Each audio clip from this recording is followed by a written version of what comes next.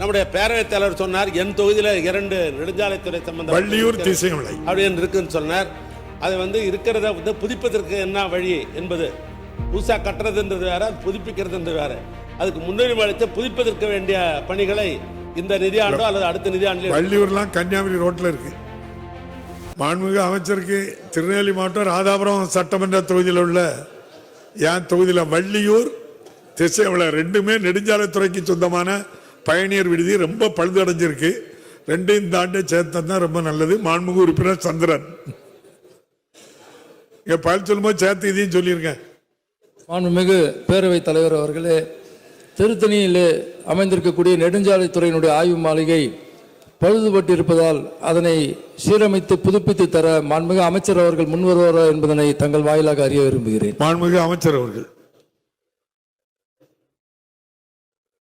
மாண்புமிகு பேரவைத் தலைவர்களே, தமிழ்நாட்டை பொறுத்தளவுக்கு ஆய்வு மாளிகை 58, சுற்றுலா மாளிகை 48, விருந்தினர் மாளிகை 9 என்று தமிழ்நாட்டில் 115 தங்குமிடைய அரசின் சார்பாக இருக்கிறது.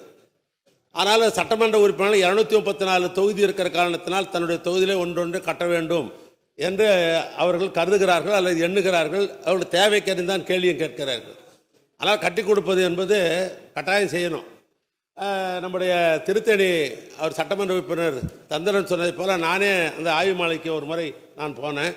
பார்த்துட்டு இன்னும் கொஞ்சம் விரிவுபடுத்தணும் அப்படின்னு துறையின் சார்பாக நெடுஞ்சாலைத்துறைக்கு சொல்லியிருக்கிறேன்.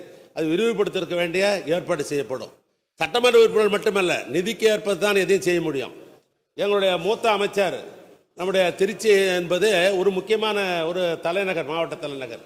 ஏன்னா திருச்சியில் இறங்கி தான் டெல்டா பகுதியில் இருக்கிற எல்லா பகுதிக்கும் அரசு அதிகாரியும் சரி, அமைச்சர் பெருமக்களும் சரி, சிறப்பு விருந்தினர்கள் அங்கே ஏர்போர்ட்டில் இறங்கி அங்கே தான் இருந்தால் எல்லா இடத்துக்கும் போவாங்க. அது முக்கியம் கருதி அவரே ஏற்கனவே சொல்லியிருக்கார் ஒரு அமைச்சர். அதையே நான் முதலமைச்சருடைய கவனத்துக்கு கொண்டு போனேன். இருங்க, நான் பணம் ஒதுக்கி தரேன்னு சொல்லியிருக்கிறார். இப்படி ஒரு நிலை தான். நம்முடைய பேரவைத் தலைவர் சொன்னார், என் தொகுதியில் 2 நெடுஞ்சாலைத்துறை சம்பந்தம் வள்ளியூர் திசைமலை அப்படின்னு இருக்குன்னு சொன்னார். அது இருக்கிறத புதுப்பிப்பதற்கு என்ன வழி என்பது, புதுசாக கட்டுறதுன்றது வேற, புதுப்பிக்கிறதுன்றது வேற. அதுக்கு முன்னுரிமை அளித்து புதுப்பிப்பதற்கு வேண்டிய பணிகளை இந்த நிதியாண்டோ அல்லது அடுத்த நிதியாண்டில். வள்ளியூர்லாம் கன்னியாகுமரி ரோட்ல இருக்கு. செய்திகளை உடனுக்குடன் தெரிந்து கொள்ள கீழ்கண்ட கேபிள் மற்றும் டிடிஎச் நெட்வொர்க்குகளில் எம்நாடு செய்தி தொலைக்காட்சியை காணுங்கள். பாதகம் செய்பவரை கண்டால் நாம் பயம் கொள்ளலாகாது பாப்பா. மோதி மிதித்து விடு பாப்பா, அவர் முகத்தில் உமிழ்ந்து விடு பாப்பா. அண்மை செய்திகளை உடனுக்குடன் தெரிந்து கொள்ள இணைந்திருங்கள் எம்நாடு தொலைக்காட்சியுடன்.